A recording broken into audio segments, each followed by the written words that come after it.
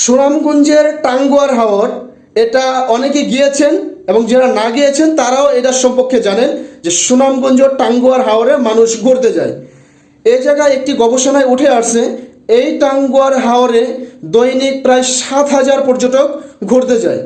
এই 7,000 লোক ঘুরতে যায় পানির ভিতরে, এবং পানির ভিতরে ঘোরার জন্য ও জায়গায় কিছু হাউস বোট আছে সেই হাউস বোটে করেই সে টাঙ্গুয়ার হাওরে ঘুরতে যায়। কিন্তু ঘোরার উপরে আমার কিছু কথা আছে।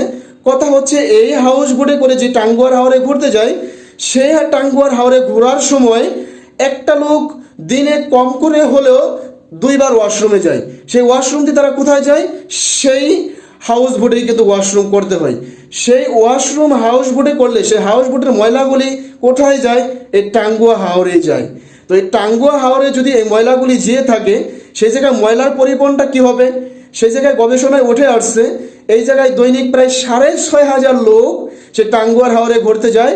তো 6,500 লোক যদি যায়, একটা লোক দিনে যদি নর্মালে 2বার ওয়াশরুমে যায়, তো সেই জায়গায় দৈনিক প্রায় 12 থেকে 13,000 বার সে ওয়াশরুমে যায়। সে ওয়াশরুমের ময়লাগুলি এই টাঙ্গুয়ার হাওরেই কিন্তু পড়ে।